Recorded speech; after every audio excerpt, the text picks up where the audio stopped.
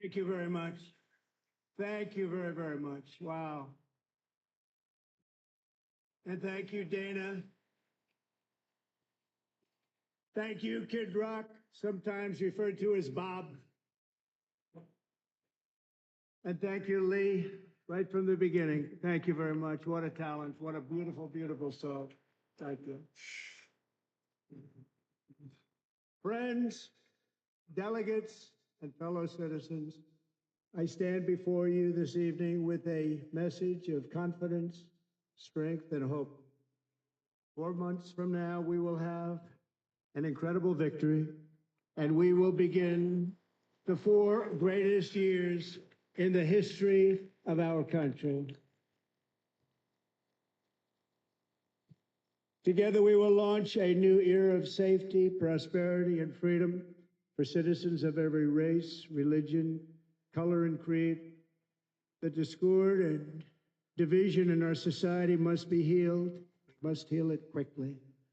As Americans, we are bound together by a single fate and a shared destiny. We rise together or we fall apart. I am running to be president for all of America, not half of America, because there is no victory in winning for half of America. So tonight, with faith and devotion, I proudly accept your nomination for President of the United States. Thank you.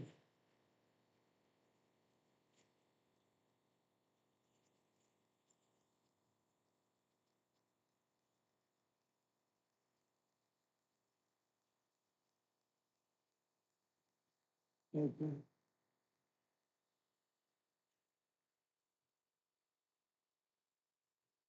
Thank you very much.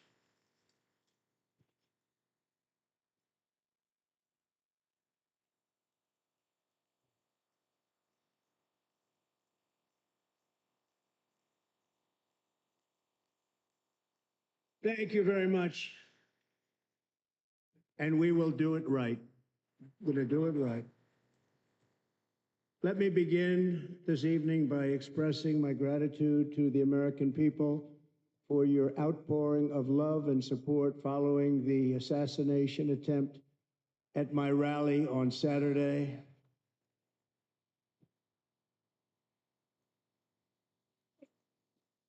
As you already know, the assassin's bullet came within a quarter of an inch of taking my life. So many people have asked me, what happened? Tell us what happened, please. And therefore, I will tell you exactly what happened, and you'll never hear it from me a second time because it's actually too painful to tell. It was a warm, beautiful day in the early evening in Butler Township in the great Commonwealth of Pennsylvania. Music was loudly playing, and the campaign was doing really well. I went to the stage, and the crowd was cheering wildly. Everybody was happy. I began speaking very strongly, powerfully, and happily, because I was discussing the great job my administration did on immigration at the southern border. I'm very proud of it.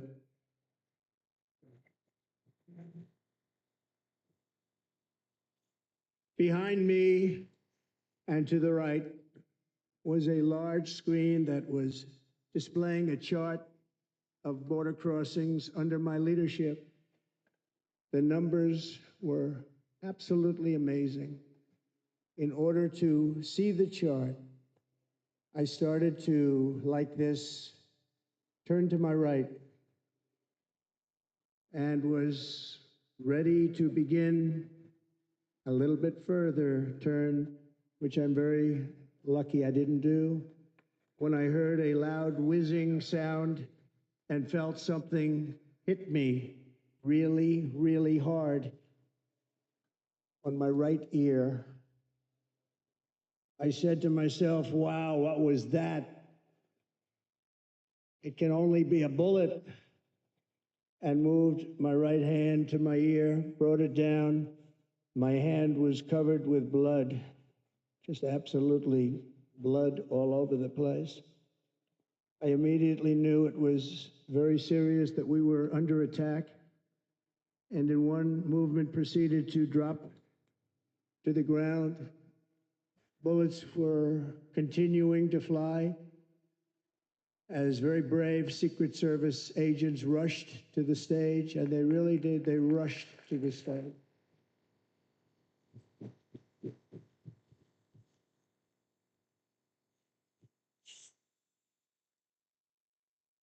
These are great people. At Remember great that. risk, I will tell you, and pounced on top of me so that I would be protected. There was blood pouring everywhere, and yet, in a certain way, I felt very safe because I had God on my side. I felt that.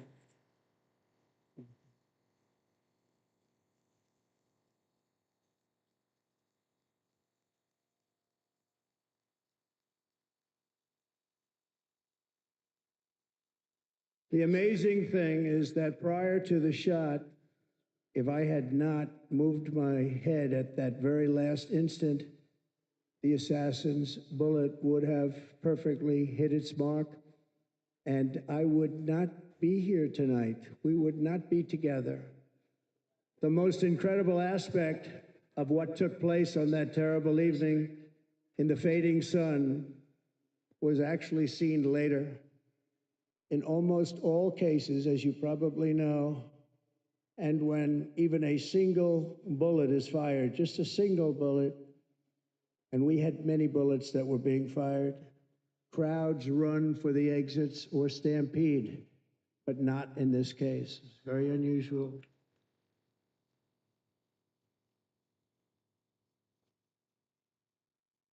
This massive crowd of tens of thousands of people stood by and didn't move an inch. In fact, many of them bravely, but automatically stood up looking for where the sniper would be. They knew immediately it was a sniper, and then began pointing at him. You can see that if you look at the group behind me. That was just a small group compared to what was in front. Nobody ran, and by not stampeding, many lives were saved. But that isn't the reason that they didn't move. The reason is that they knew I was in very serious trouble. They saw it. They saw me go down. They saw the blood and thought, actually, most did, that I was dead. They knew it was a shot to the head. They saw the blood.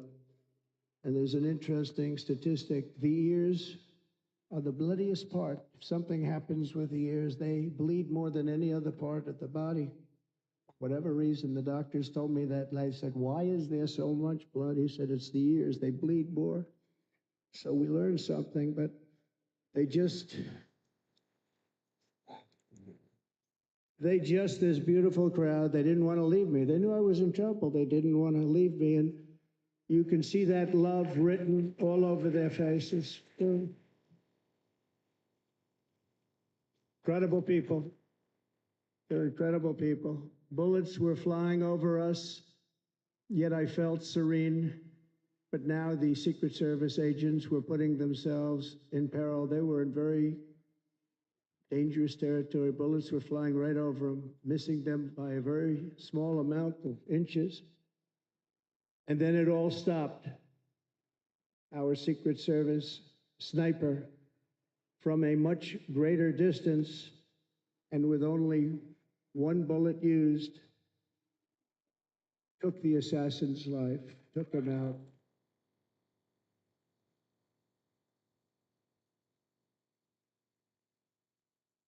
I'm not supposed to be here tonight. Not supposed to be here.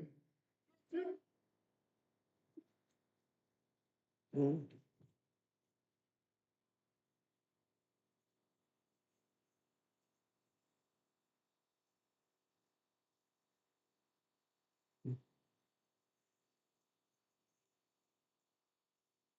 Thank you. But I'm not. And I'll tell you, I stand before you in this arena only by the grace of Almighty God.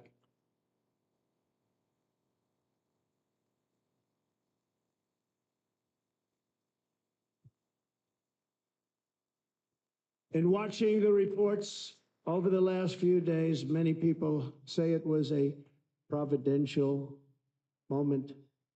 Probably was. When I rose, surrounded by Secret Service, the crowd was confused because they thought I was dead, and there was great, great sorrow. I could see that on their faces as I looked out.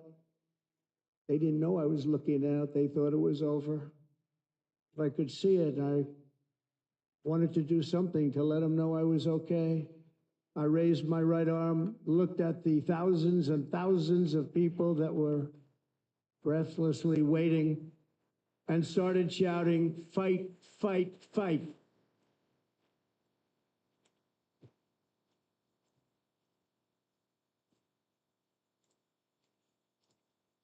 Thank you. Once my clenched fist went up, and it was high into the air, you've all seen that, the crowd realized I was okay and roared with pride for our country like no crowd I have ever heard before. Never heard anything like it. For the rest of my life, I will be grateful for the love shown by that giant audience of patriots that stood bravely on that fateful evening in Pennsylvania. Tragically, the shooter claimed the life of one of our fellow Americans, Corey, comparator, unbelievable person. Unbelievable pronunciation of his name. Unbelievable. I can't. Unbelievable. I'm trying not to interrupt this speech because I want you all to hear it. Seriously wounded. Two other great warriors, spoke to them today. David Dutch and James Copenhaver. Two great people. I also spoke to all three families of these tremendous people. It hasn't been on the Our love wrong and ear prayers are with since them. Monday when I've been And watching every we're hour of absolutely this. never going to forget them. They came for a great rally. They were serious Trumpsters, I want to tell you. They were serious Trumpsters and still are.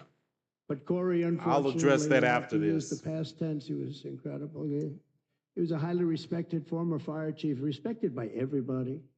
Was accompanied by his wife, Helen, incredible woman. I spoke to her today, devastated, and two precious daughters. He lost his life selflessly, acting as a human shield to protect them from flying bullets. He went right over the top of them and was hit. What a fine man he was.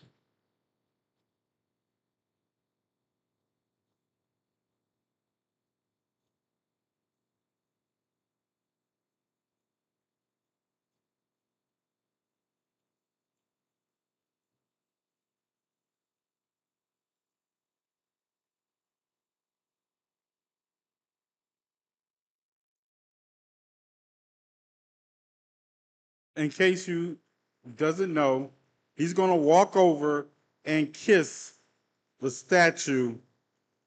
He's going to kiss this cutout. He's going to kiss the cutout of a fireman. You can't make this up. I want to thank the fire department and the family for sending his helmet, his outfit, and it was just something, and they're going to do something very special when they get it. But we did something which cannot match what happened, not even close.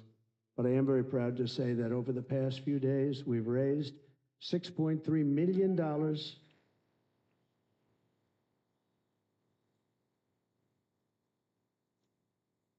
for the families of David, James, and Corey, including from a friend of mine just called up. He sent me a check right here. I just got it.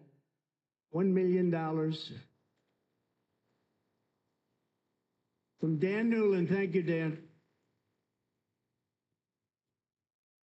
And again, when speaking to the family, I told them, I said, well, I'm going to be sending you a lot of money, but it can't compensate. They all said the same thing. You're right, sir. We appreciate so much what you're doing, but nothing can take the place in the case of Corey and the other two. By the way, they were very, very seriously injured, but now they're doing very well. They're going to be okay. They're going to be doing very well.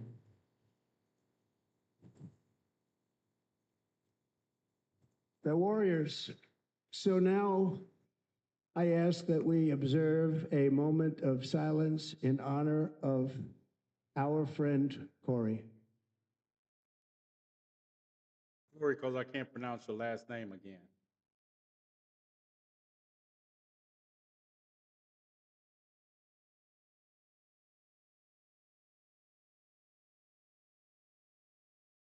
There's no greater love than to lay down one's life for others.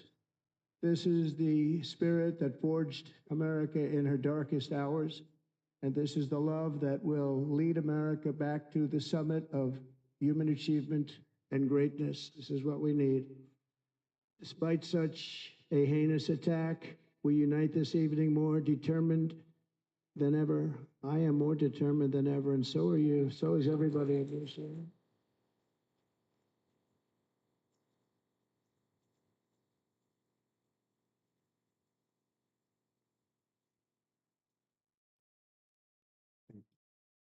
Thank you very much.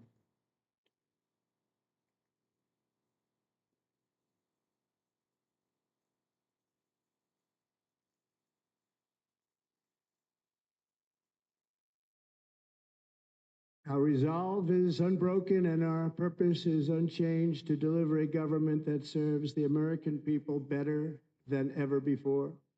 Nothing will stop me in this mission because our vision is righteous and our cause is pure. No matter what obstacle comes our way, we will not break, we will not bend, we will not back down, and I will never stop fighting for you, your family, and our magnificent country. Never.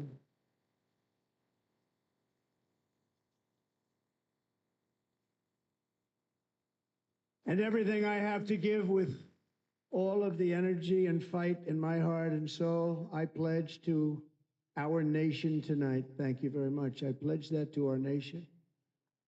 We're going to turn our nation around, and we're going to do it very quickly. Thank you.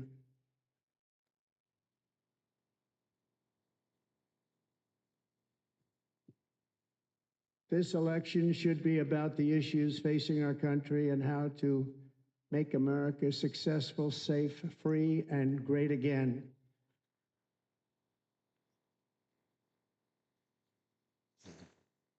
In an age when our politics too often divide us, now is the time to remember that we are all fellow citizens. We are one nation under God, indivisible, with liberty and justice for all. Shoot me now.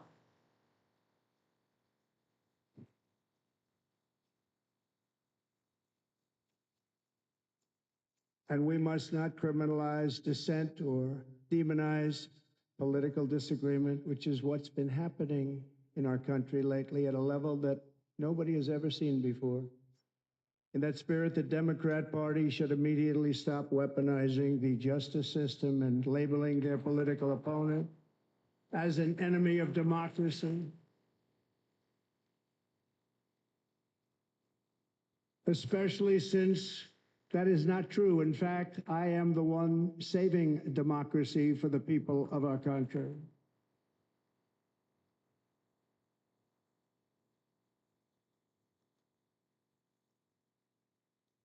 And very big news, as you probably just read, on Monday, a major ruling was handed down from a highly respected federal judge in Florida, Eileen Cannon, finding that the prosecutor and the fake documents case against me were totally unconstitutional, and the entire case was thrown out of court.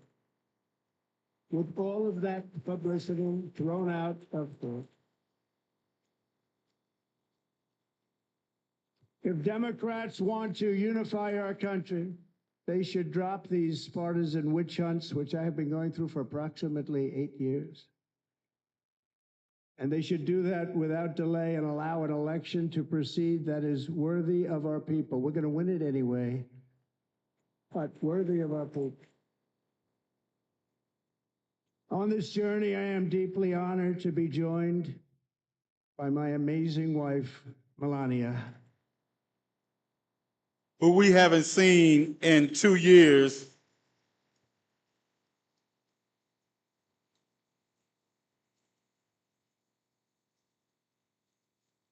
You can tell she doesn't want to be there.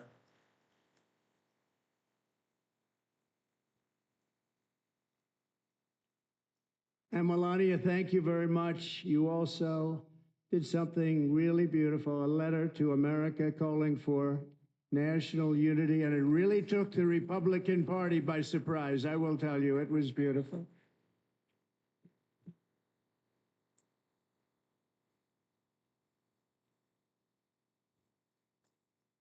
In fact, some very serious people said, Oh no, that we Eric should and Donald Jr. want to be take that there. letter and put it as part of the Republican platform. That would be an honor, wouldn't it? Greetings, salutations, everyone who's just Right. joining us. Mr. Congressman? But it captivated so many, so I also want to thank my entire family for being here. Don, Kimberly, Ivanka and Jared, Eric and Lara, Tiffany and Michael, Baron, we love our Baron.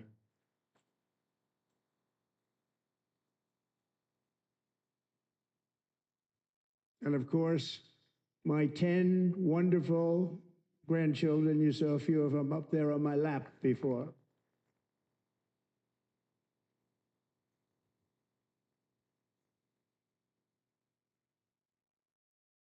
And how good was Dana? Was Dana good? I mean, was he good? You know, he was on probably the only vacation he's had in about, maybe ever, because he works, but about 10 years with his wife, very far away. I won't tell you where, but very, very far away, beautiful place. And my people called and he said, yeah, I won't be able to do it. This is many, many years. I promised my wife I can't do it. They came in, they said, Dana won't be able to do it because he was my first, second, and third choice. I said, well, you know, He that's gotta too love bad, it. but I understand he's away and it's good. It's good for him. And that was it. About 30 minutes later, she came back in, sir, Dana just called. He's going to do it. And his wife, she said, you can't turn him down. You just can't do it. You have to go. That's a good wife. A Stedford wife is a good wife. So he got on a plane. He got here a little while ago. Now he's going to get on the plane in a little while and he's going to go back home to his wife. But they're great. And I just want to thank her and him and their whole family because that's not easy. And Kid Rock, same thing. Called, he said, I want to be a part of it. I want to be a part because, you know, Kid does his great song, Big, Big Monster Song. I had no idea. You know, he became a friend of mine over the last 10 years. And he's amazing. Everyone loves him. I didn't even know how big he was. You know, he has rallies, 35, 40,000 people he gets every time he goes out. I think he's making so much money, he doesn't know what the hell to do with it. You want to... And then we have my other friend that I've known him so long, and we took that song, and it was a big success, but we made that. I saw a chart of great songs to America. That was #1 on the chart recently, #1. So that's Lee Greenwood, a very special, beautiful person. He's a beautiful man. But they all wanted to be here. They called. And how about the Hulkster? How good was he? Is he up? One job. Where is he? One job. Boy, oh boy.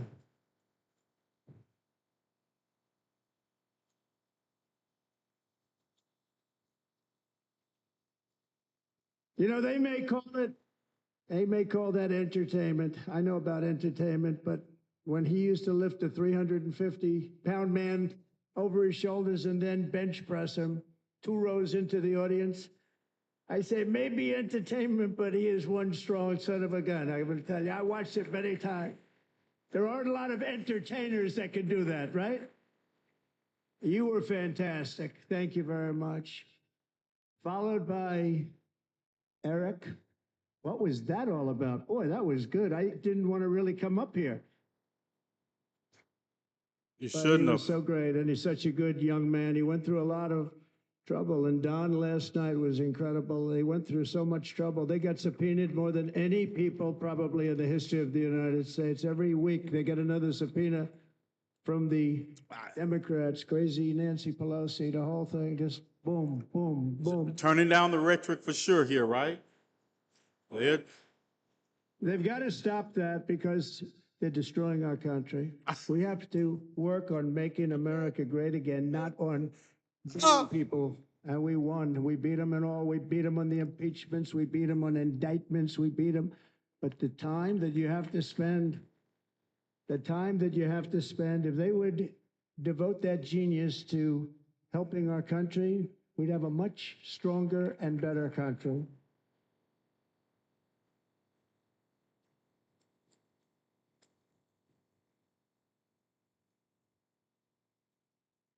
And Jason, the biggest star in country music. Jason, thank you for being here. Jason, thank you very much. Jason Aldean, he's good. I like his wife even better, by the way. She's here. of Thank course you, you Jason. would. And you would But say I'm that. thrilled to have a new friend and partner fighting by my side. The next Vice President of the United States, the current Senator from Ohio, J.D. Vance, and his incredible wife, Usha.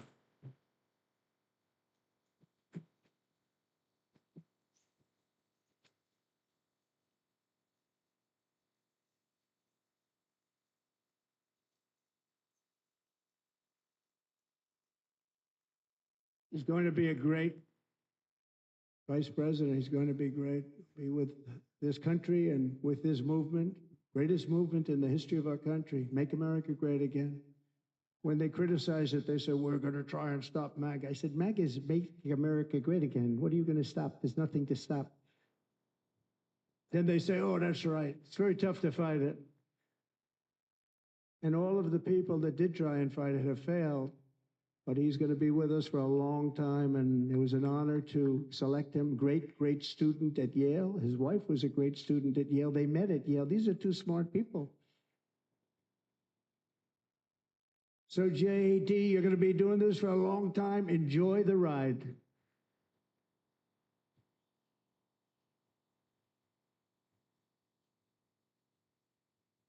And a very special thank you to the extraordinary people of Milwaukee and the great state of, oh, there they are. There they are. You are so easy. Real quick, welcome to Conversations with TNathan. We're just gone live on the GCPR network. What I am bringing you right now is the live speech that Donald Trump is giving at the RNC. We're going to discuss this speech and some other breaking news developments from the day, but let's get back to the speech, and we'll break it down in every lie you heard when we come back. Back to the speech. Remember this in November and give us your vote. I am trying to buy your vote. I'll be honest about that.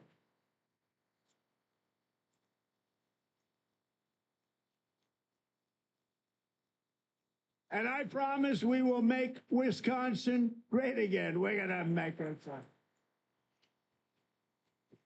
Thank you, Mr. Governor. Thank you very much. Thank you. I'm here tonight to lay out a vision for the whole nation, to every citizen, whether you're a young or old man or woman, Democrat, Republican, or independent, black or white, Asian or Hispanic. I extend to you a hand of loyalty and of friendship. I was waiting for Together, we Gail will Strait. take America to new heights of greatness like the world has never seen before. We were right there in the first term. We got hit with COVID. We did a great job. Nobody knew what it was, but nobody's ever seen an economy pre-COVID. And then we handed over a stock market that was substantially higher than just the COVID coming in. Did a great job. Never got credit for that. We got credit for the war and defeating ISIS and so many things, the great economy, the biggest tax cuts ever, the biggest regulation cuts ever, the creation of Space Force, the rebuilding of our military. We did so Can't much. forget Space Force. We did so much. Right to try. Right to try is a big deal.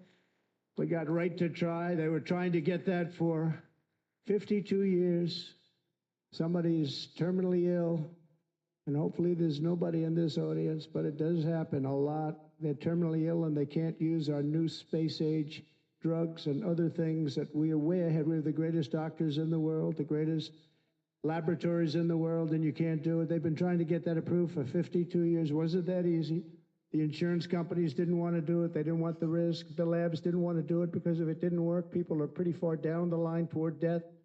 They didn't want to do it. The doctors didn't want to have it on their record, so I got everybody into an office. 52 years they tried. Sounds simple, but it's not.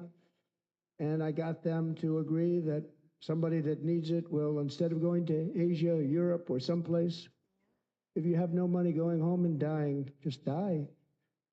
We got them to sign an agreement, agree to it, where they're not going to sue anybody. They're going to get all of this stuff. They're going to get it really fast. And what's happened is we're saving thousands and thousands of lives. It's incredible. Right to try. It's a great feeling. Under our leadership, the United States will be respected again. No nation will question our power. No enemy will doubt our might. Our borders will be totally secure. Our economy will soar. We will return law and order to our streets, patriotism to our schools, and importantly, we will restore peace, stability, and harmony all throughout the world. But to achieve this future, we must first rescue our nation from failed and even incompetent leadership. We have totally incompetent leadership. This will be the most important election in the history of our country. Under the current administration, we are indeed a nation in decline. We have an inflation crisis that is making life unaffordable, ravaging the incomes of working and low-income families, and crushing, just simply crushing our people like never before. They've never seen anything like it. We also have an illegal immigration crisis, and it's taking place right now as we sit here in this beautiful arena. It's a massive invasion at our southern border that has spread misery, crime, poverty, disease, and destruction to communities all across our land. Nobody's ever seen anything like it.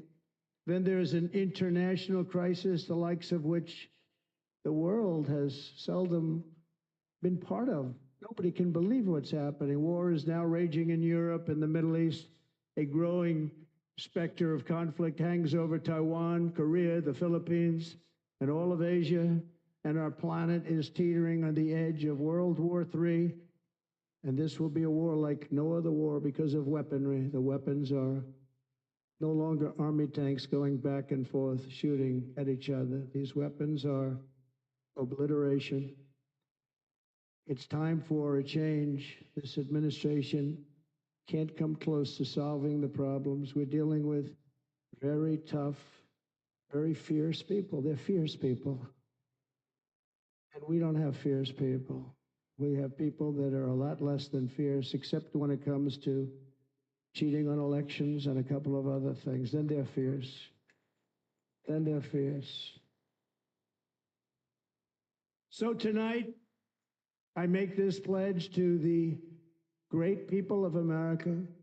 I will end the devastating inflation crisis immediately, bring down interest rates, and lower the cost of energy. We will drill, baby, drill.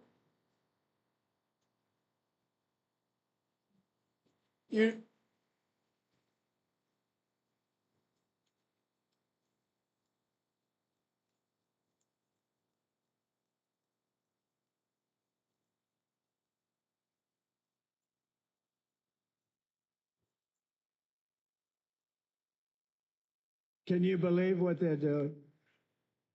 But by doing that, we will lead a large-scale decline in prices. Prices will start to come down. Energy raised it. They took our energy policies and destroyed them. Then they immediately went back to them, but by that time, so much was lost. But we will do it at levels that nobody's ever seen before. And we'll end lots of different things. We'll start paying off debt and start lowering taxes even further. We gave you the largest tax cut. We'll do it more. You know, people don't realize No, no, no. our tax is way Gave down, way down. Billionaires the And largest yet we tax took cut. in more revenues the following year than we did when the tax rate was much higher. Most people said, how did you do that? Because it was incentive. Everybody was coming to the country. They were bringing back billions and billions of dollars into our country. The companies made it impossible to bring it back. The tax rate was too high, and the legal complications were far too great.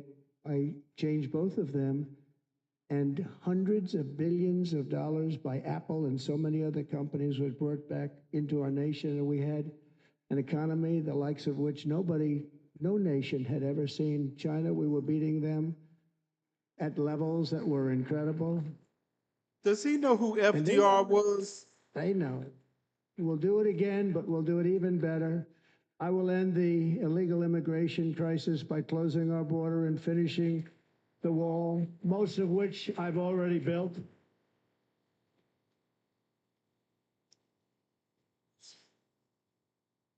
It's too much fact checking On the wall, we were occurring. dealing with a very difficult Congress. And I said, oh, that's okay. We won't go to Congress. I call it an invasion. We gave our military almost $800 billion. I said, I'm going to take a little of that money because this is an invasion. And we built, most of the wall is already built. And we built it through using the funds because what's better than that? We have to stop the invasion into our country that's killing hundreds of thousands of people a year. We're not going to let that happen. I will end every single international crisis that the current administration has created, including the horrible war with Russia and Ukraine, which would have never happened if I was president, and the war caused by the attack on Israel, which would have never happened if I was president. Iran was broke. Iran had no money. Now Iran has $250 billion. They made it all over the last 2.5 years. They broke. I watched the other day on a show called Deface the Nation. Has anyone seen it? And they had a congressman who was a Democrat say, well, whether you like him or not, Iran was broke dealing with Trump. I told China and other countries, if you buy from Iran, we will not let you do any business in this country, and we will put tariffs on every product you do send in of 100% or more. And they said to me, well, I think that's about it. They weren't going to buy any oil. And they were ready to make a deal. Iran was going to make a deal with us. And then we had that horrible, horrible result that we'll never let happen again. The election result, we're never going to let that happen again. They used COVID to cheat. We're never going to let it happen again. And they took off all the sanctions and they did everything possible for Iran. And now Iran is very close to having a nuclear weapon, which would have never happened. This is a shame what this administration, the damage that this administration has done. And I say it often, if you took the 10 worst presidents in the history of the United States, think of it, the 10 worst, added them up, they will not have done the damage that Biden has done. Only going to use the term once. Biden, I'm not going to use the name anymore, just one time. The damage that he's done to this country is unthinkable. It's unthinkable. Together we will restore vision, strength, competence, and we're going to have a thing called common sense making most of our decisions, actually. It's all common sense. Just a few short years ago, under my presidency, we had the most secure border and best economy in the history of our country, in the history of the world. We had the greatest economy in the history of the world. We had never done anything like it. We were beating every country, including China, by leaps and bounds. Nobody had seen anything like it. We had no inflation, soaring incomes were going. Nobody can believe it. You can't believe what happened 4 years ago is happening now in reverse. And the world was at peace. Inflation has been a killer for our country. No matter what you make it, it doesn't matter because inflation is eating you alive. People that were putting away money, that were making great wages, the highest they've ever made, but they were putting away a lot of money. Now they are just being destroyed. They're not putting away anything. They're barely living. They're going into savings accounts. They're taking out their money to live because of inflation. Inflation, remember, it's called a country buster. You can go back to Germany from 100 years ago. You can go back to any country that suffered great inflation, and we've suffered the worst inflation we've ever had. But go back and see what's happened to those countries. We've had the worst inflation we've ever had under this person.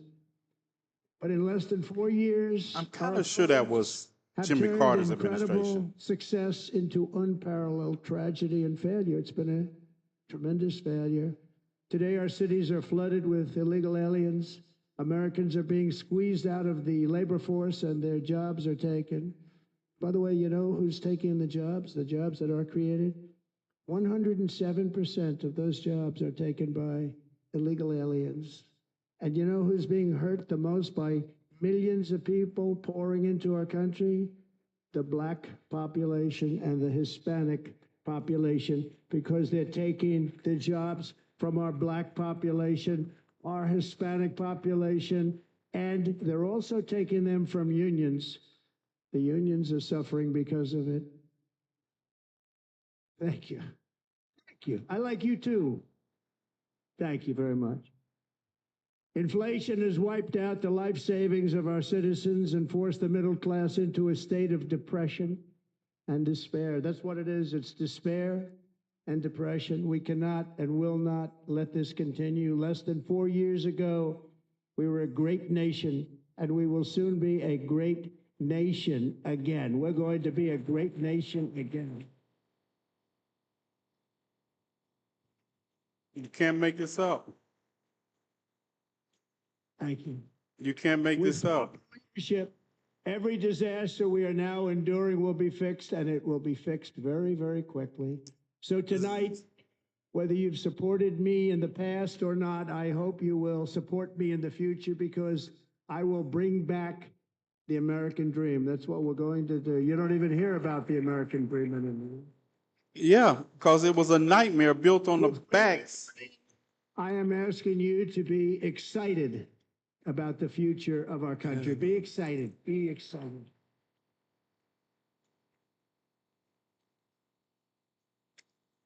I can't live like this. And by the way, the news reports, look at all of those big networks. Look at them. They're all here. But every one of them has said this could be the most organized, best run, and most enthusiastic convention of either party that they've ever seen. Every single one.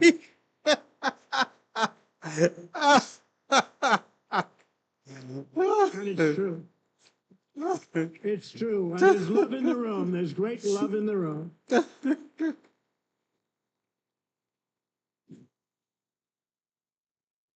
So I better finish strong. Otherwise, we'll blow it. And we can't let that happen. Now, this was great. All of the great people that spoke, and everybody hit a home run. I mean, there's not one that I can think of where I said, oh, gee, that wasn't great. Every single person. I refuse to be the only one. Don't do that to me. They're already getting ready. See, I gave them an idea. Now, this was a great convention. This was, I think we're actually going to go home and miss it. You know, usually with a first of all, look at these crowds. You'd never have this at a convention. Look at these crowds. You just gonna lie like this.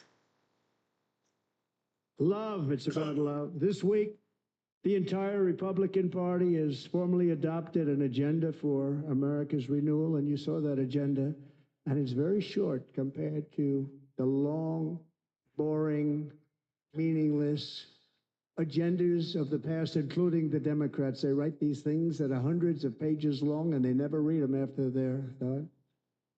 In their case, fortunately, they don't read them because they're pretty bad. It's a series of bold promises that we will swiftly implement when you give us a Republican House. And Mr. Speaker, thank you very much. We have our great Speaker of the House with us tonight, Mr. Speaker. Thank you very much. Thank you. A Republican Senate, we have many senators here, and send me back to our beautiful White House just a few short months from now. We're talking about just months. It can't come fast enough. We have to get it done. First, we must get economic relief to our citizens. Starting on day one, we will drive down prices and make America affordable again. We have to make it affordable. It's not affordable. People can't live like this.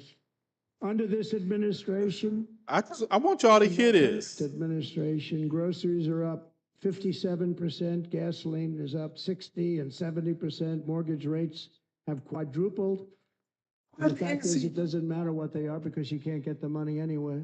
Can't buy houses. Young people can't get any financing to buy a house. The total household costs have increased an average of $28,000 per family under this administration. Republicans have a plan to bring down prices and bring them down very, very rapidly. By slashing energy costs, we will in turn reduce the cost of transportation, manufacturing, and all household goods. So much starts with energy. And remember, we have more liquid gold under our feet than any other country by far. We are a nation that has the opportunity to make an absolute fortune with its energy. We have it, and China doesn't. Under the Trump administration, just 3.5 years ago, we were energy independent, but soon we will actually be better than that. We will be energy dominant and supply not only ourselves, but we will supply the rest of the world with numbers that nobody has ever seen, and we will reduce our debt, $36 trillion. We will start reducing that, and we will also reduce your taxes still further. Next, and by the way, they want to raise your taxes 4 times, think of it. And all my life, I grew up watching politicians. I always loved politics. I guess I was on the other side. I'd watch and they were always talking about, we will give you a tax cut. We will give you a tax cut. My whole life, I was watching, I will give you a tax cut, right, Mr. Congressman? That's all they talked about. This is the only administration that said, we're going to raise your taxes by 4 times what you're paying now, and people are supposed to vote for them? I've never heard it. You're paying too much. We're going to reduce your taxes still further. We gave you the biggest one, as I said. We're going to give you more, and it's going to lead to tremendous growth. We want growth in our country. That's what's going to pay off our debt.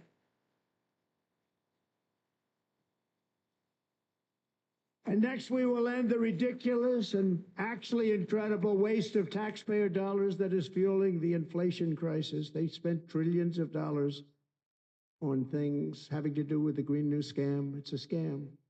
And that's caused tremendous inflationary pressures in addition to the cost of energy. And all of the trillions of dollars that are sitting there not yet spent, we will redirect that money for important projects like roads, bridges, dams, and we will not allow it to be spent on meaningless Green New Scam ideas.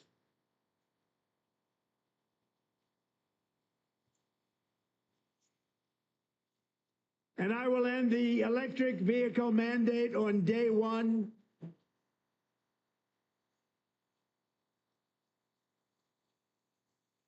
Thereby saving the U.S. auto industry from complete obliteration, which is happening right now, and saving U.S. customers thousands and thousands of dollars per car. And right now, as we speak, large factories just started, are being built across the border in Mexico. So with all the other things happening on our border, and they're being built by China to make cars and to sell them into our country. No tax, no anything.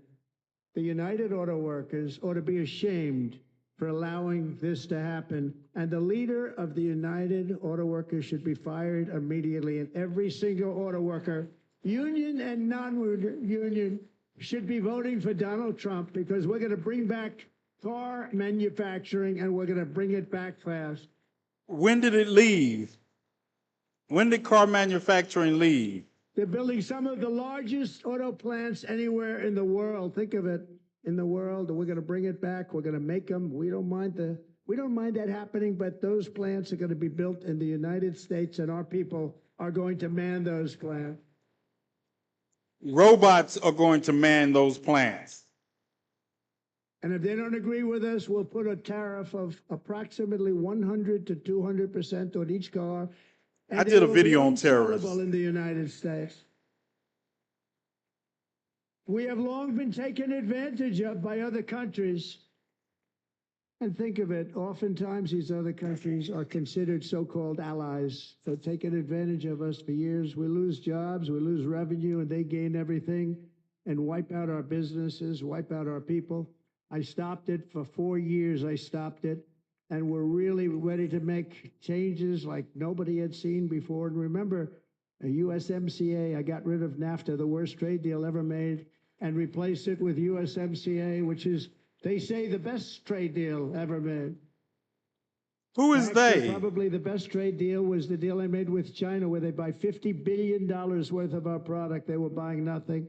They buy $50 billion worth. They had to. Who is But I don't they? even talk about it because of COVID. I don't even mention it, frankly, because of what happened with the China virus.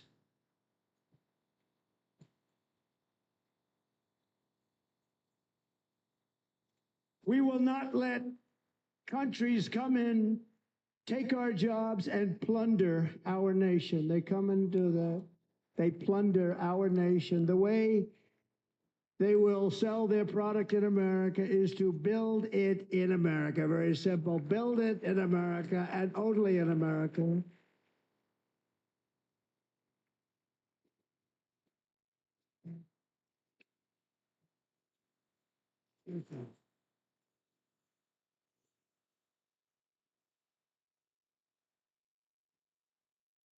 And this very simple formula, and Congress has to go along with us, and they will. This very simple formula will create massive numbers of jobs. We will take over the auto industry again, and many, many hundreds of thousands of jobs. We lost so many jobs over the years. If you go back 20, 25 years, they've stolen, going to China and Mexico, about 68% of our auto industry manufacturing jobs. We're going to get them all back. We're going to get them all back, every one of them. At the center of our plan for economic relief are massive tax cuts for workers that include something else that's turned out to be very popular, actually. Here it's very popular in this building and those hotels that I saw that are so nice. I'm staying in a nice one. It's called no tax on tips. No tax on tips. No tax on tips. It's called money laundering. It's literally called money laundering. We already. I got that by having dinner recently in Nevada, where we're leading by about 14 points. Hello. I'll see you there very soon, everybody. And we're having dinner at a beautiful restaurant in the Trump building on the Strip, and it's a great building. And the waitress comes over. How's everything It's the going? greatest building on Really the nice Strip. person. How's everything? Oh, sir, it's so tough.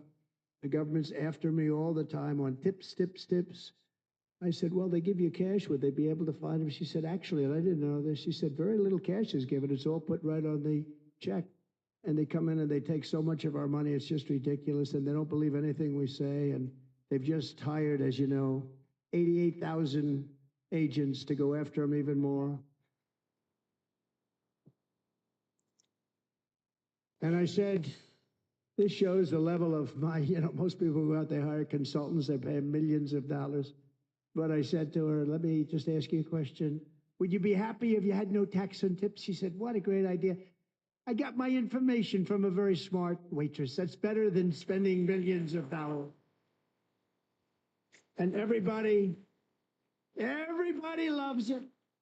Waitresses and caddies and drivers and everybody's a large Drug group of cartels. people that are being really hurt badly. They make money, let them keep their money.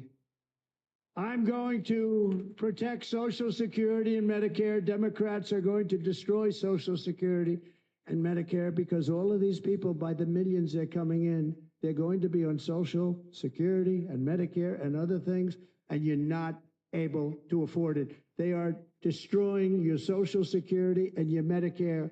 Under my plan, incomes will skyrocket, inflation will vanish completely, jobs will come roaring back, and the middle class will prosper like never, ever before, and we're going to do it very rapidly.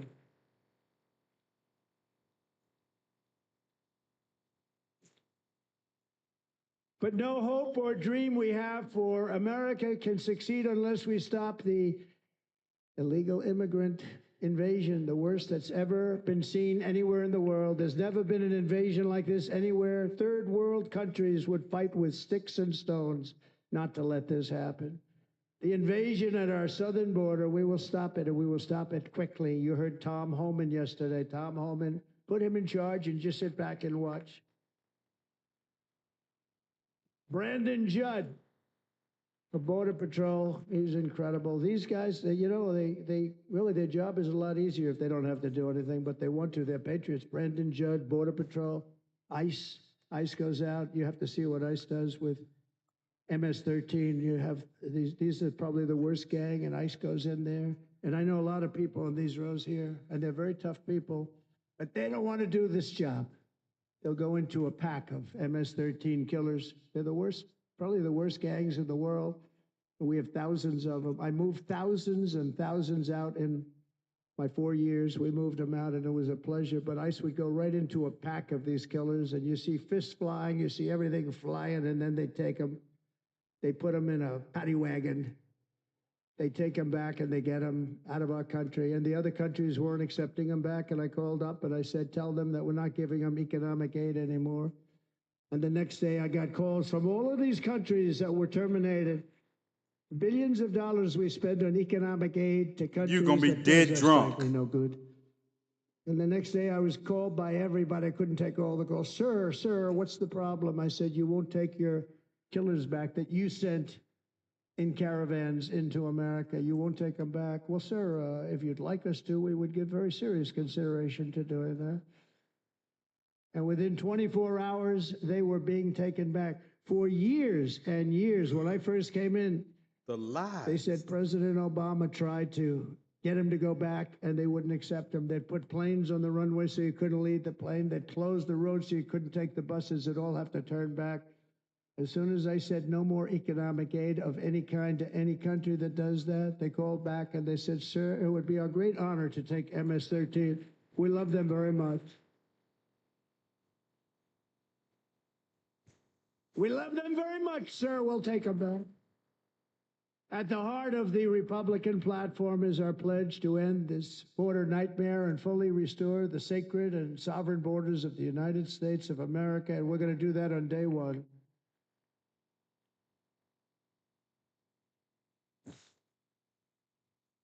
That means two things on day one, right? Drill, baby, drill, and close our borders.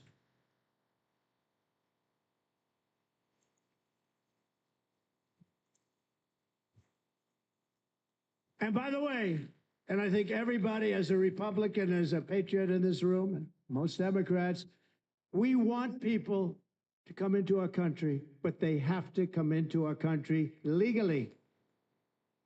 Legally. Just a moment. I just got to break into this.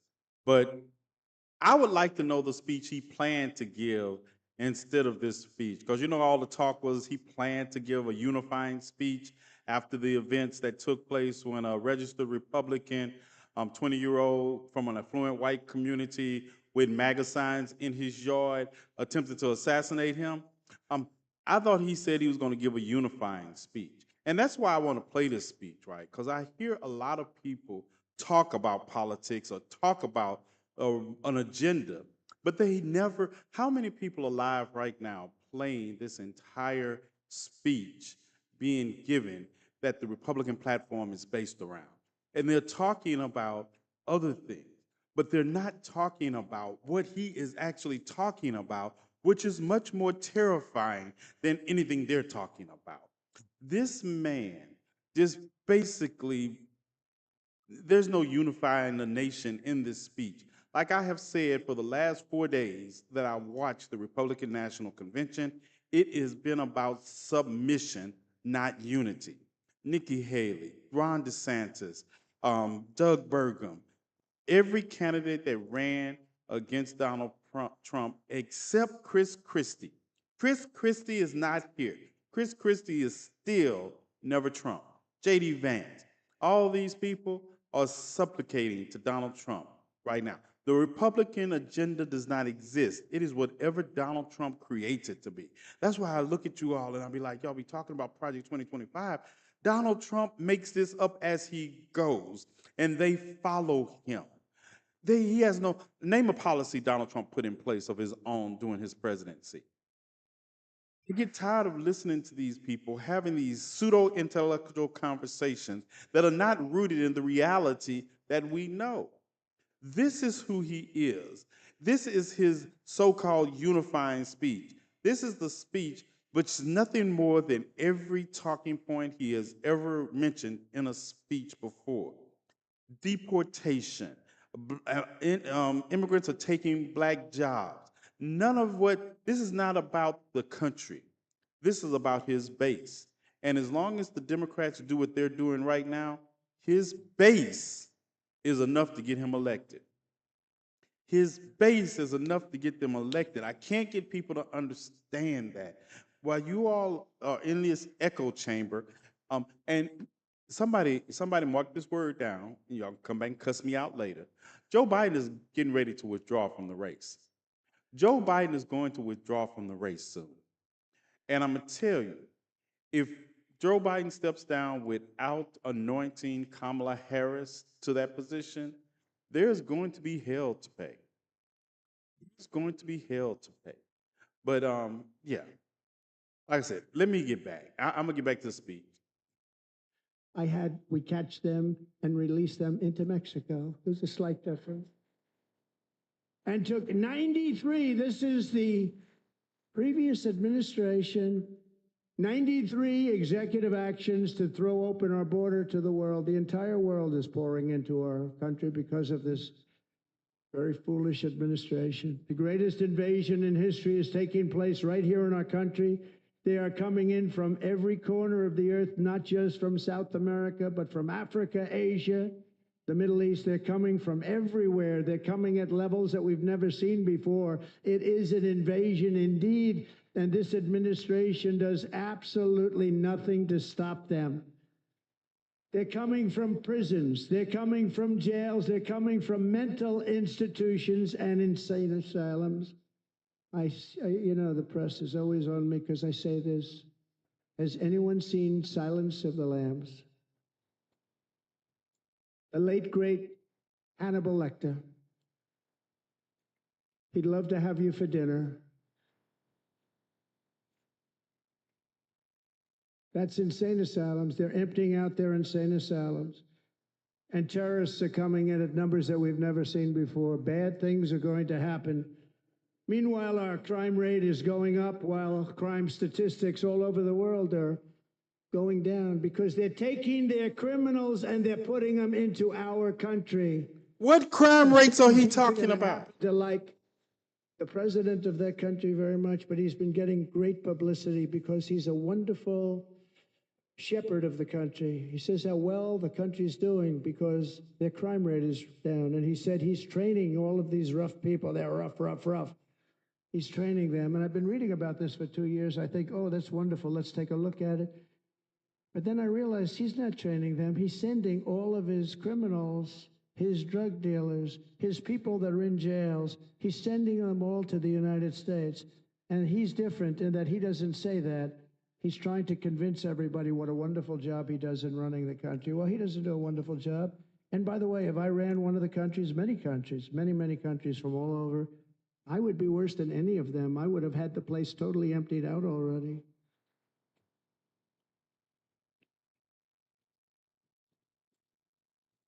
But we become a dumping ground for the rest of the world, which is laughing at us. They think we're stupid. Projection, anyone? They can't believe that they're getting away with what they're getting away with, but they're not going to be getting away with it for long. That's what I can tell you.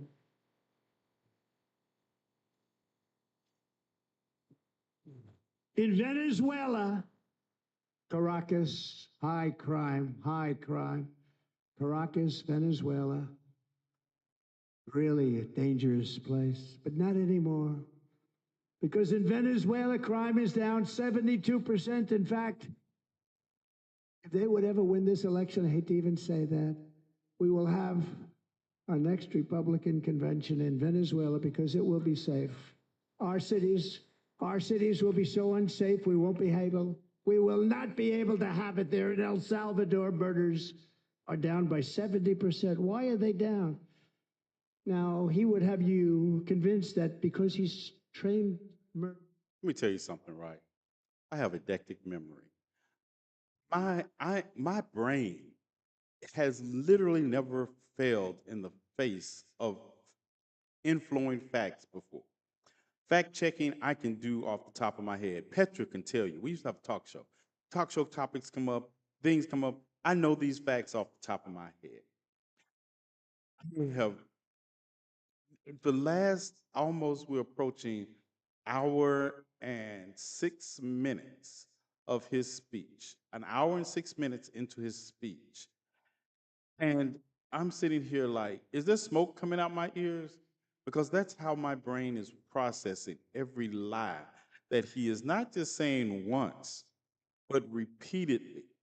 And see, this is the thing. This is the thing. And this speech is his stump speech. This is not a change in speech. He started off with a little story about what happened to him on Saturday, but I still can't get a medical report because I want to know it's a bullet and not glass. I'm not doubting, yes, it was an assassination attempt, but I still think he got hit by glass. But I can't prove that, but I can't prove he got hit by a bullet either because, we can't get a medical report on what happened. So that aside, that's conjecture. I don't know. I can't argue that fact or not fact. The maxi pads. I'm sorry. I'm over them.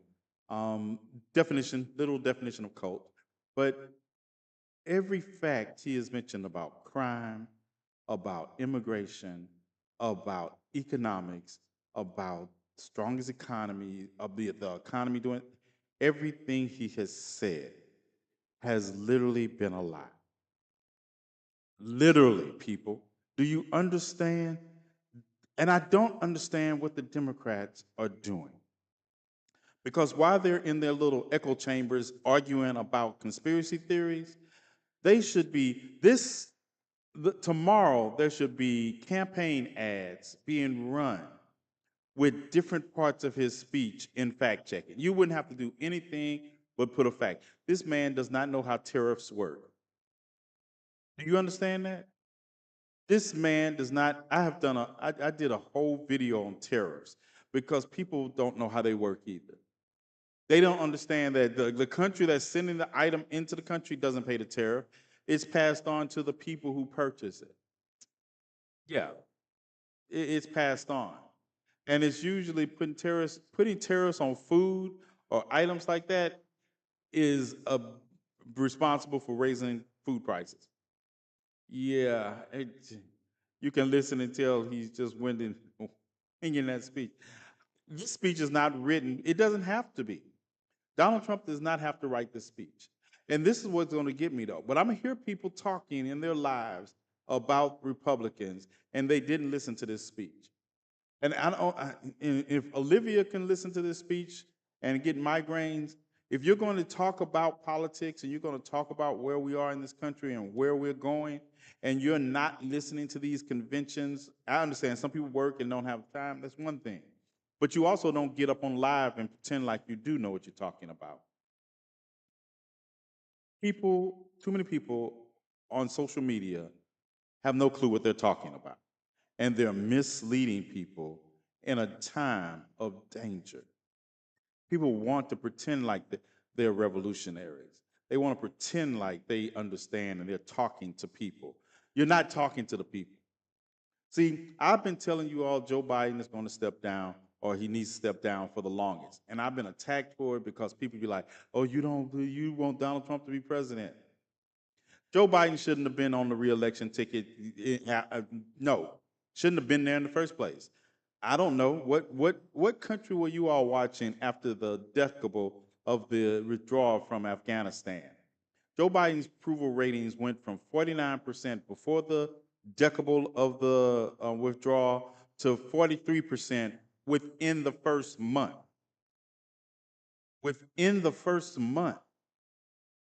And then we get the reports that only confirm what I had been saying for the past year, that Joe Biden is slowing down.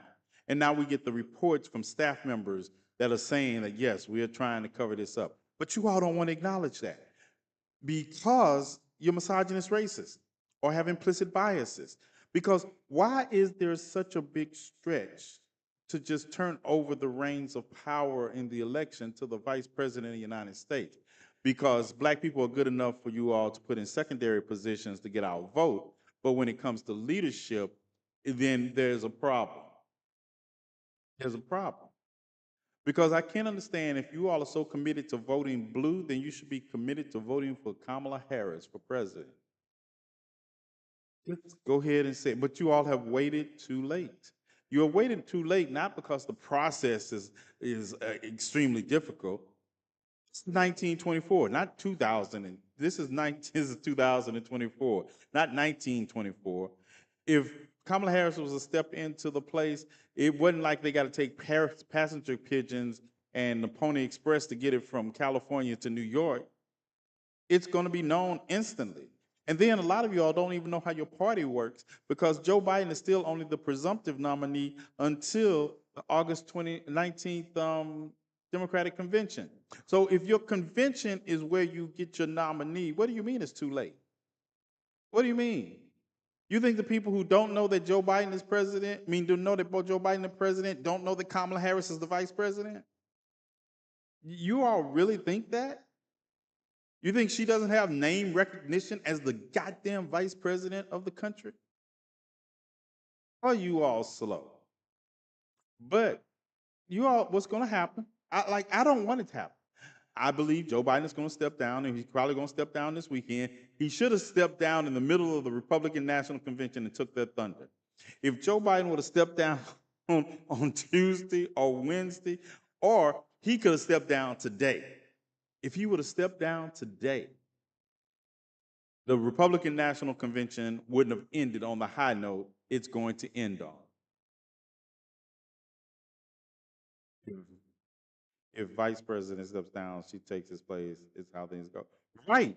That's how it goes. That's and but if he steps down and doesn't endorse her for president for the convention, I don't want to hear him just step down.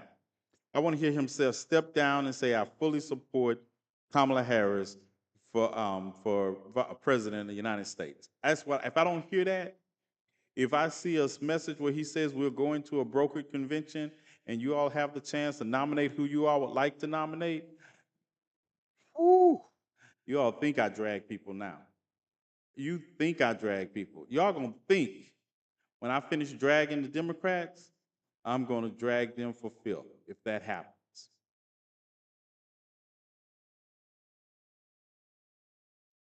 I'm gonna drag them for filth. Because there should be no conversation about who steps into the place, who steps into the breach. I think you all are going to lose anyway the presidency. I think you're going to lose the presidency because you all have done this instead of doing it last year. But at the end of the day, my thing is you got to hold the Senate and you got to build a bigger majority in the House to act as a bench. See, in politics in U.S. history, there's always been that balance of the presidency and the other in the legislature. If you all can hold that, all these fears can be tempered. Well, Kamiko, let's talk about it next week because if he decides to step down, he better do it after he's reelected. If that's the strategy, he's not going to be reelected. He's not going to be anything to step down from because he's not going to be reelected. Optics matter in this country. Joe Biden has COVID right now. Donald Trump just survived an assassination attempt. Regardless of what you believe, optics matter. Optics matter. And I don't, I wish I could get you all to realize that. You all don't realize that because y'all in your little echo chambers and you're coming up. It doesn't surprise me that a Biden supporter feels the way they do. It doesn't. And y'all are in your little echo chambers ignoring the 70% of registered voters who are telling you all something different. Because I get it. But if he keeps Kamala like he has her now, she would end up taking his position. There won't be a position to take because you all think the majority of the people who are sitting at home and not going to vote for either of these people are doing so because of his age. No, that's just the conversation you all are having now.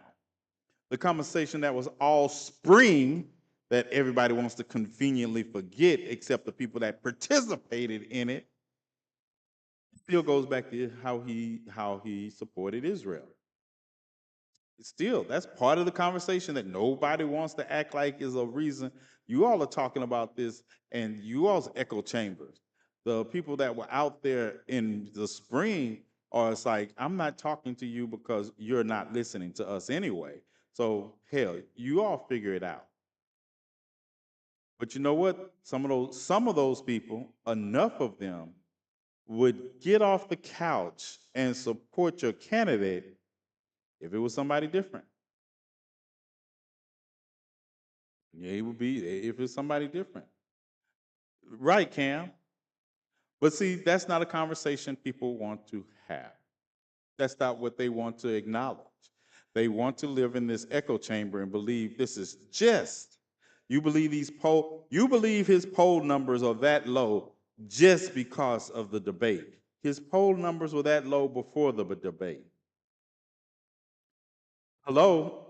Can I get an amen at least? His poll numbers were that low before the debate. So you think that's the only reason?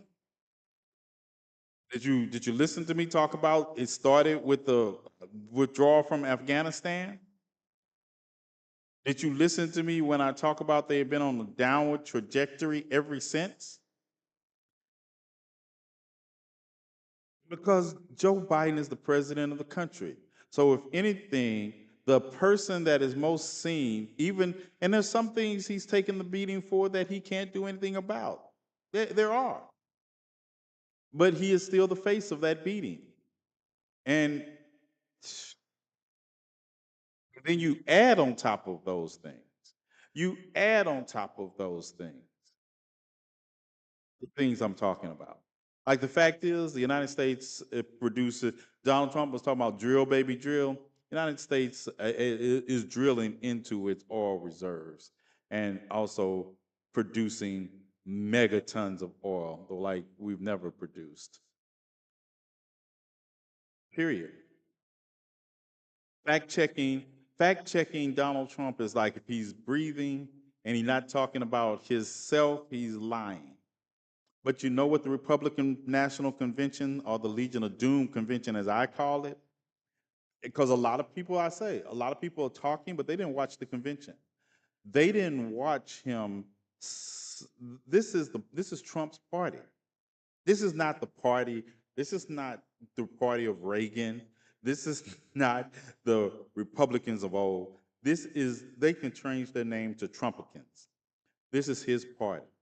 When Nikki Haley copulated on that stage and said Donald Trump has her support, her full support, her body, it was so funny watching her. Her body was basically convulsing with each word.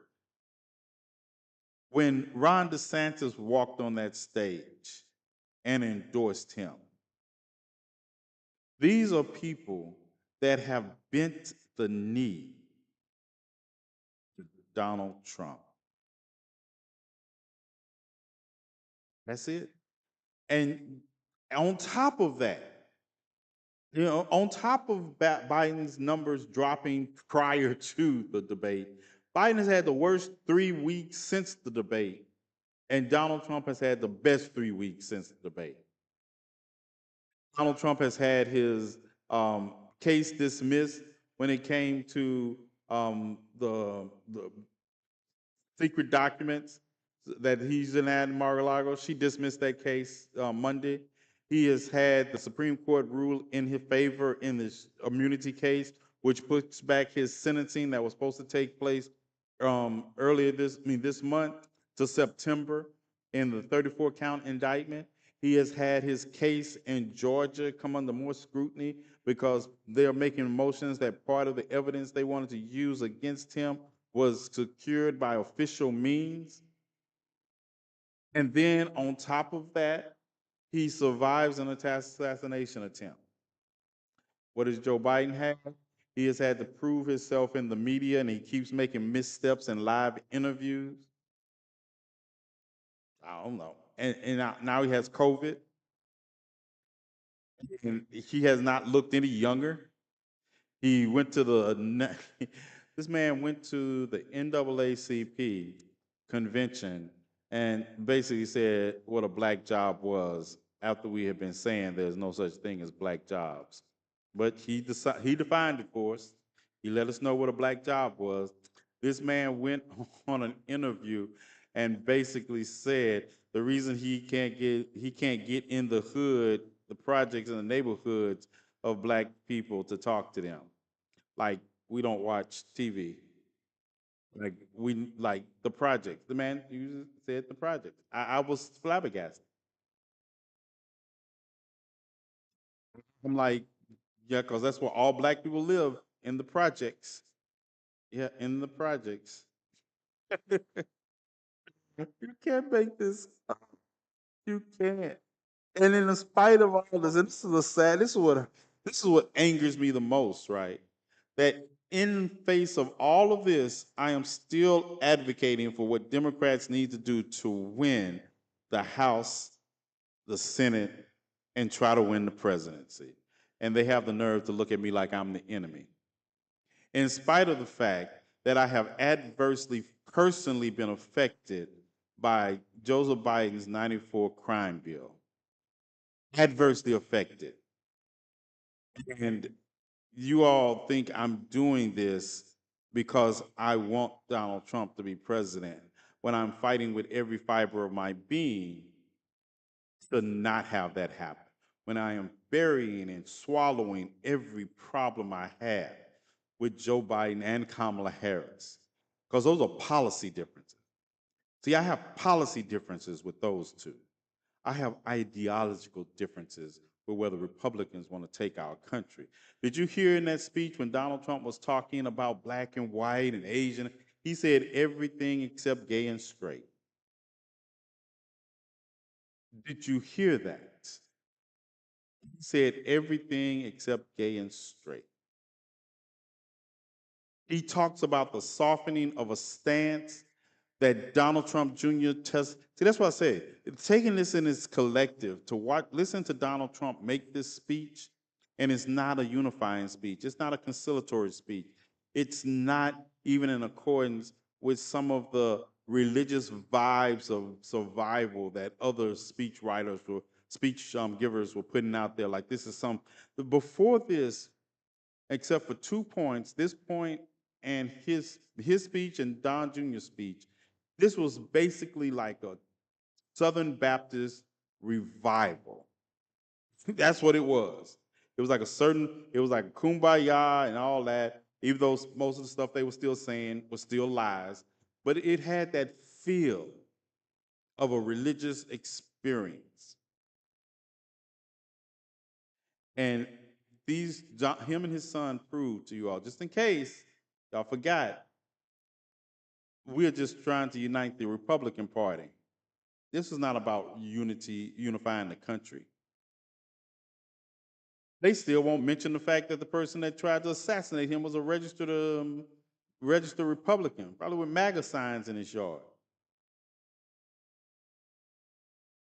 But this is what is happening because the Democrats have dropped the ball harder than they usually drop the ball. And then people that are trying to speak to you all and say, hey, do you have a strategy here? Is this your strategy to pull your ads? Because he alive, he didn't die. He didn't die. The election date doesn't move back and say, we're going to take a time to cool off and cool ahead for the election date is still going to be on November the 5th. The election date did not get the memo that it was moving. But you all wasted a whole weekend by pulling campaign ads off the air in some kind of kumbaya moment. Yeah, what happened?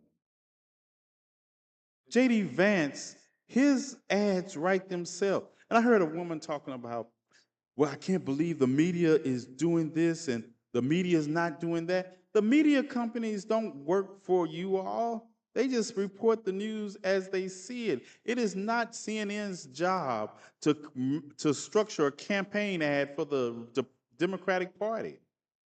If they ever did that, I would stop watching them as an objective source. I watch Fox News, but they're not an objective source because they structured their content to be content ads for the conservative party. Why do you think these people are taking up money and have millions of dollars to hire advertising teams that put together campaign attack ads? JD Vance's, I made a video and it's on my main TikTok page. You want to look at it. And I break down the video with JD Vance. It literally has a commercial that is written itself. He said, listen, JD Vance said his mother was the victim of immigrants bringing drugs across the border, trying to link it to the fentanyl crisis. JD Vance is 39 years old. Okay? JD Vance is 39 years old, and because people don't watch conventions like I do, and last night in his speech, he talked about his mother has been sober and drug free for 10 years. So that means that 10 years ago, his mother got sober. Let's say that's 2014. But you say, well, maybe she was just on drugs. No. See, in JD Vance's book, Hillbilly Effigy, he talks about the fact that his grandmother was responsible for raising him because of his mother's drug addiction. Okay? His mother's drug addiction, his grandmother raised him. And greetings and salutations on GCPR. It's approaching midnight. I'm about to sign off on GCPR. If you want to hear the rest of this, you got to catch me across my social medias. But we have to get out of here right now. And I'm not going to run 2 minutes over like I usually do. All right, peace. The rest of you all, we'll finish this conversation. All right. So JD Vance said that his mother was suffering. But you go back and you look. 10 years ago, J.D. Vance would have been 29. His grandmother took him in when he was a small child because of his mother's drug addiction and her propensity for basically being a hoe. Um, Basically, his mother was a hoe. Nothing wrong with hoes. His mother was a hoe. She went from man to man, and she was a drug addict. Nothing wrong with that in and of itself. It's the fact that J.D. Vance has lied and said that his mother, this is personal to me because my mother was the victim of the drugs company. No, your mother was a registered nurse who used her ability to get drugs to steal from her patients. Or when did you lie? Are you lying now or did you lie in the book, Hillbilly Effigy? Which one? Pick a struggle. Pick a struggle. No, she was a registered nurse. Yeah, she used. Yeah, but if he lied in the book, just say you lied in the book. But still, your mother wasn't getting drugged from Mexican cartel members in Ohio because they had mules coming across the border by the millions. And remember, JD, this is in Ohio too. JD Vance's grandmother's from Kentucky. See, I take the time to read about these people. What they say about themselves, I read. Because then when they say something different, I can already tell you what they're saying different. But if I can do it, I'm just a humble black man that was raised in Mississippi.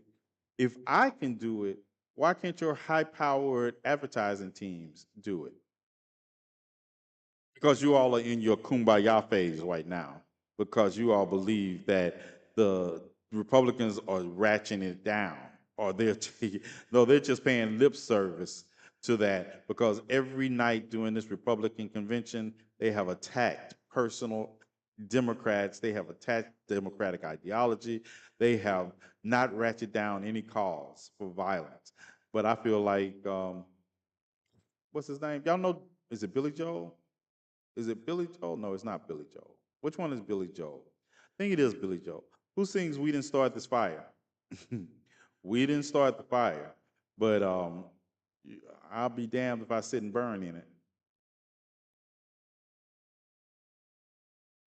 The public, well, I'm gonna say this: if the public is as ignorant as a whole as you all think it is, then what difference does it make? We're in trouble. Then we're in trouble because you're basically saying,